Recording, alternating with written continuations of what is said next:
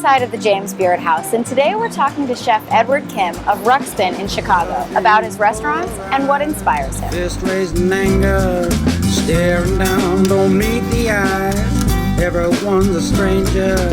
Tell me a little bit about Ruxbin, which is your restaurant in Chicago. Ruxbin's been around for 3 years. It's my first restaurant. I was able to open it with my wife and my sister, and we've had a great reception since the onset. You know, Absolutely. And we've been so lucky. I consider it. You know, people always want to know what type of restaurant Put it you in are. a box, right? And, well, Ruxbin's very hard to categorize when you go. Yeah, I think it's quintessentially American, you know, and Yeah. I mean, I grew up in Chicago. I have a Korean background, but in my cabinet, like I have like all these different ingredients, different ethnicities. So tell me a little bit about how you came to this point. How did you get to Ruxbin? How did you get to be here at the Beard House cooking? So mine was a pretty long path. I went to. You didn't go straight to culinary school. No, I didn't go straight to culinary school. I went to NYU. I studied political science, and I thought I was going to be a lawyer for a long time. And I had friends who were a little bit older, and they told me, like, you know, take a couple of years off and see what else is out there. And I fell into the going to culinary school actually.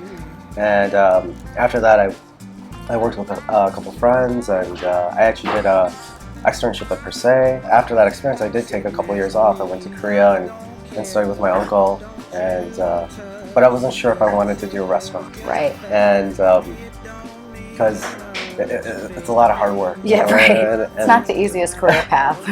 Definitely not. I'm still blown away that people enjoy the food that I make. And who in your life did you find inspiration to cook? You know, you mentioned you spent time in Korea. You know, did that grow over time, or were there certain people who you loved their cooking you wanted to aspire to be like? Growing up, my favorite shows to always watch was turning the TV on to PBS, and I would watch Yang Can Cook and Frugal Gourmet, and most of the people in my family are pretty good cooks, and so I grew up eating great food.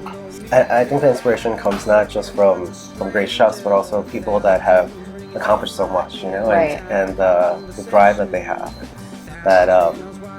that drive to seek for perfection, even though it never truly attained, but like to still try to push for it. Right, and to always be creating something unique and different. Because one of the things that's interesting about Ruxbin, as you were saying, is that it doesn't fit as Korean food, it doesn't fit as, you know, typical American food. How has that been for you to kind of keep finding that inspiration out of the box? Because for so many chefs, it's okay, well, I have to stay true to a cuisine or to a country, whereas for you, it's kind of like sky's the limit.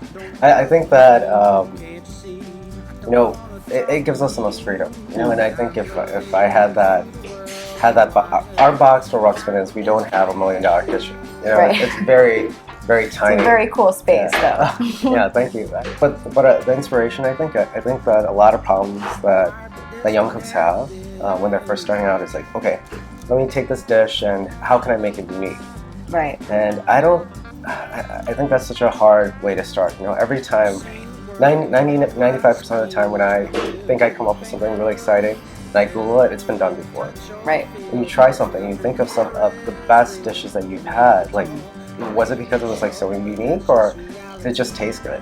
I think it's hard enough to make something that you do every single day. You know, it can be very mundane, which is eating. You know, and then make it so that the first bite that the person has is special, and that in and of itself is unique enough.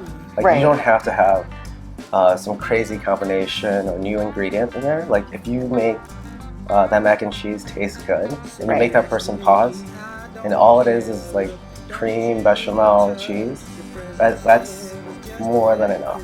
Is some of it for you the fun of surprising people? I mean, when people come into your restaurant, the first thing that at least I got was popcorn, you know, and you think, oh, popcorn, that's interesting. You know, is some of that finding ways to have fun with it as well and to explore the fun? Yeah, definitely. I think, you know, part of the thing that we think about in terms of food is, you know, food is very social. You know, we want it to be social interaction. You know, otherwise you'd be at home in your apartment, you know, and eating by yourself. People are out there to interact with one another, and I think that's one of the things that we explore is like, okay, let's let's have food where people are eating with their hands, and Right. I want them to take a bite and be like, you have to eat this, and push it in front of the other person. Wait, take it, but don't, because I want to eat it. Oh. Yeah, and there are dishes that we have where we'll be like, we'll tell the servers, you know, don't let them use a fork and knife. You know, let them get messy. It's supposed to be messy. You know? Right. And I think that in certain when it's intentional and it's done the right way, like it's a good thing because it breaks down you know, the social barriers. Yeah. And like I think the most fun meals are when you're with somebody and you don't care that you have some sauce on your face. Cooking at the Beard House tonight is obviously sometimes for people a moment of like pause and reflection because it's a moment that a lot of chefs enjoy in their careers.